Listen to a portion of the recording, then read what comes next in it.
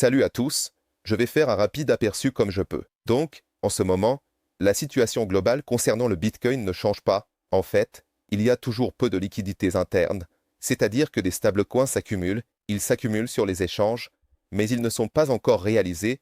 J'ai montré ces graphiques sur le canal Telegram. Ils attendent leur heure, un point d'entrée favorable. Un bon point d'entrée qui, apparemment, sera meilleur que maintenant, car il n'entre pas vraiment. Pour le moment. Et maintenant, le marché est influencé par des facteurs externes, c'est-à-dire l'influence de la géopolitique, l'influence du marché boursier, et le marché boursier, à son tour, influence ces rapports.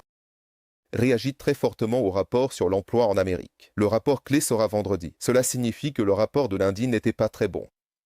Selon le PMI, l'activité manufacturière en Amérique est en baisse. Aujourd'hui, les JOLTS ont également été moins bons. L'attente concernant le nombre d'offres d'emploi sur le marché du travail est inférieure aux prévisions. C'est-à-dire que l'économie américaine se dirige rapidement vers une récession. Dans ce contexte, les marchés ont de nouveau commencé à anticiper une probabilité accrue d'une baisse des taux de 0,5%, c'est-à-dire un mouvement immédiat de 0,5% lors de la réunion de la mi-septembre de la Réserve fédérale.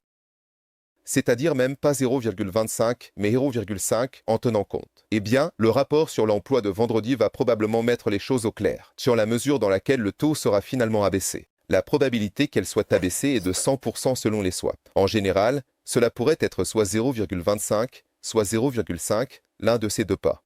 Ensuite, purement techniquement. Donc, j'ai déjà mentionné que j'ai pris position sur les deux points supérieurs. Moyenne 58, 330. En somme, il ne se passe rien d'intéressant ici. Il n'y a aucun volume dans ces dernières bougies. Par conséquent, avec la même probabilité, elles peuvent être rachetées et remontées. La seule chose, techniquement, si l'on considère le pire scénario, oui, avec un niveau à 53 000 $.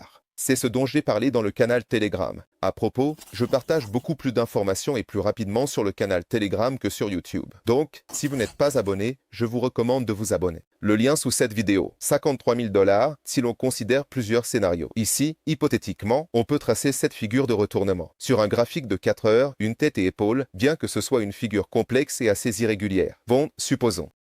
Et alors, même de cette manière, on peut marquer que le point de chute, avec une piqûre, pourrait atteindre jusqu'à la zone des 50 000 $. Eh bien, avec un rebond rapide à 53, il y a déjà une consolidation et un retournement à la hausse. Donc, y a-t-il ici quelque chose à clôturer? Y a-t-il des trous, un déséquilibre? Peu importe comment on veut l'appeler. Oui, il y en a. Du point de vue de l'horloge, si nous regardons, il y a des trous ici. 51, 51 à 500, environ les derniers depuis l'horloge. Si l'on regarde les minutes, il y en aura probablement des plus profondes, c'est probablement la pire des options. C'est-à-dire encore une piqûre. 50 000 $ avec un arrêt à 53. Et un rachat rapide. Ou alors, la deuxième option, c'est-à-dire que nous approchons maintenant du canal local, du centre du canal local. Ici se trouve l'estrée pivot hebdomadaire et quelque part à proximité, l'estrée pivot mensuel se profile déjà. C'est-à-dire que tout cela se situe dans la fourchette des 54 à 55 000 $ environ. Voilà un petit intervalle à partir duquel il est encore possible de remonter.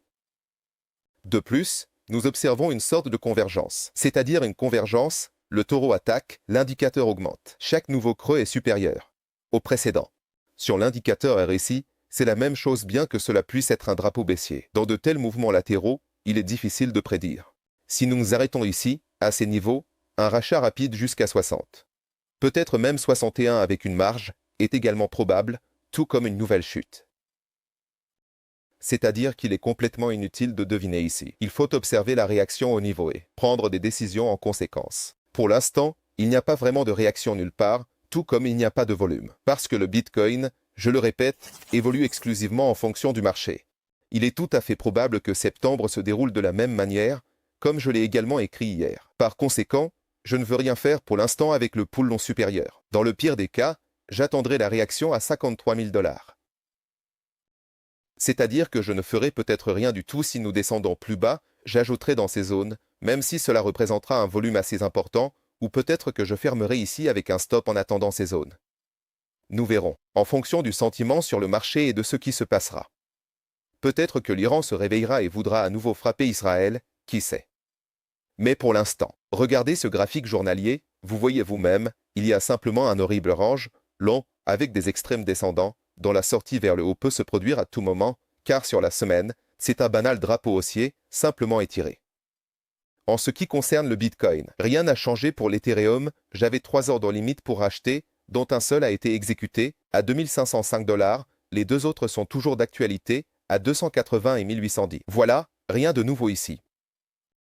Pour l'Ethereum, l'objectif minimum reste de faire un retest de cette zone, c'est-à-dire environ la combinaison des moyennes mobiles de 50 et 200. Le range se situe autour de 3000 à 3200 $, c'est-à-dire soit à partir des niveaux actuels, soit nous redescendrons encore une fois ici, ou même ici, autour de 2000. Pour le deuxième ordre limite, c'est si le Bitcoin monte à 53. Mais, je le répète, ce n'est pas sûr qu'il le fasse. J'ai écrit ici, j'ai tout écrit, en regardant. Les niveaux les plus forts, bien sûr, les plus forts sont 53, enfin 52 à 54 si l'on prend le bloc. Et il y a des niveaux intermédiaires quelque part juste maintenant. En ce moment, il y a une possibilité d'atteindre 54. Ce sont les niveaux actuels, pas les plus forts, mais ils existent aussi.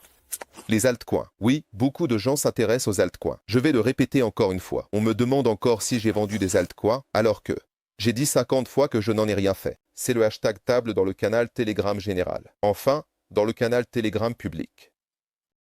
Cela signifie que le total des trois a une capitalisation de toutes les altcoins sans Bitcoin et sans Ether. C'est en principe la même chose.